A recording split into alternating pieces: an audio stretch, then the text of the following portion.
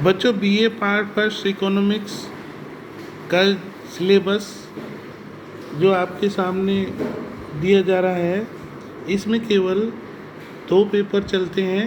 तीसरा paper practical का होता है। पेपर फर्स्ट जिसका नाम है इकोनॉमिक कंसेप्ट एंड मेथड, दूसरे पेपर का नाम है इंडियन इकोनॉमी। तो सबसे पहले हम इस पेपर के बारे में और सिलेबस के बारे में जानकारी लेंगे।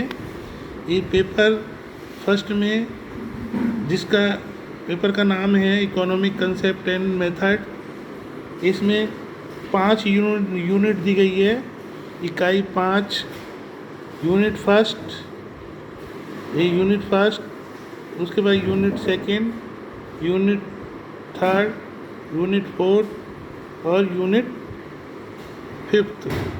ये 5 यूनिट है। इस 5 यूनिट में बांट कर अध्ययन किया गया है। बेसिकली बीए पार्ट फर्स्ट में केवल अर्थशास्त्र में ये केवल सिलेबस में या सिलेबस का डिज़ाइन इस प्रकार से किया गया है कि जिसमें ये अर्थशास्त्र के बारे में सामान्य जानकारी बच्चों को हो सके, यानी कि केवल अर्थशास्त्र के सामान्य बातों में जानकारी प्राप्त कर सके। इसी प्रकार यूनिट पेपर सेकंड में भी ये 5 यूनिट दी गई है। यूनिट फर्स्ट, यूनिट सेकंड और यूनिट थर्ड, और इसके बाद यूनिट फोर्थ और यूनिट फिफ्थ। अब इसमें सबसे पहले हम ये देखेंगे कि अकॉर्डिंग टू सिलेबस हम जैसा कि जानते हैं कि अर्थशास्त्र के बारे में सामान्य जानकारी हमें इस वर्ष प्राप्त करनी है, जैसे कि what is economics, nature, subject matter and scope of economics, characteristics of capitalism, socialism and mixed economy, basic economics problems, assumptions in economics analysis, rationality in consumer and producer behavior, including certain parables, distinction between micro and macroeconomics, positive and normative analysis, static and dynamic analysis, only elementary approach, stock and closed variables। अर्थात हमें केवल इसमें unit first में केवल सामान्य जानकारी प्राप्त करनी है।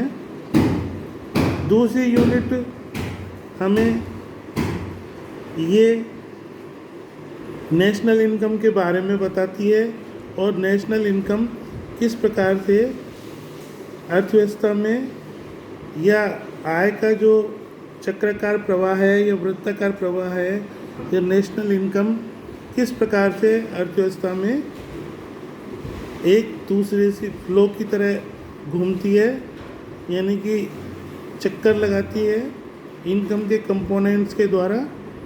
तीसरी यूनिट मुद्रा और मुद्रा के बारे में हमें बताती है।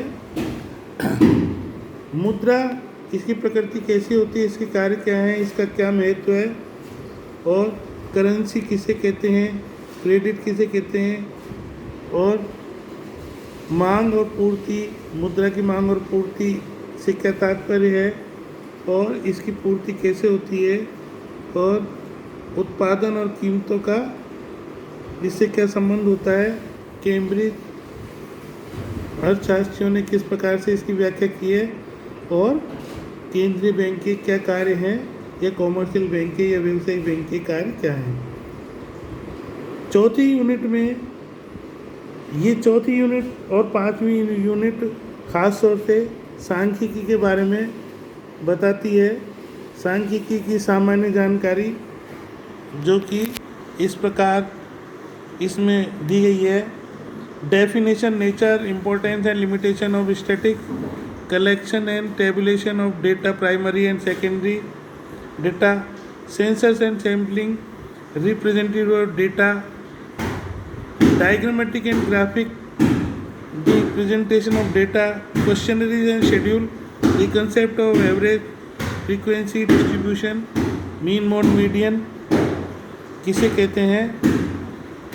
5वीं यूनिट इसमें जो बताया गया है कि अर्थशास्त्र में जो सिद्धांत हम काम में लेते हैं या जो सिद्धांत हैं उसको ग्राफिक रूप से किस प्रकार से प्लॉट करते हैं, उनका प्रेजेंटेशन किस प्रकार से करते हैं, उनमें जो फंक्शनल रिलेशनशिप है किस प्रकार से होता है, और ये एक दूसरे के मतलब स्लोप वगैरह होते हैं, कर्व के जो स्लोप होते हैं वो किस प्रकार से होते हैं, ये एक दूसरे को किस तरीके से काटते हैं वगैरह वगैरह।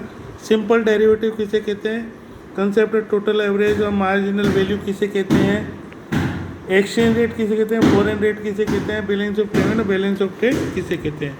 ये यूनिट पेपर फर्स्ट के अंदर बताया गया है। ओके, सेकंड पेपर के बारे में हम दोबारा दूसरे चैप्टर में बताएंगे। ओके।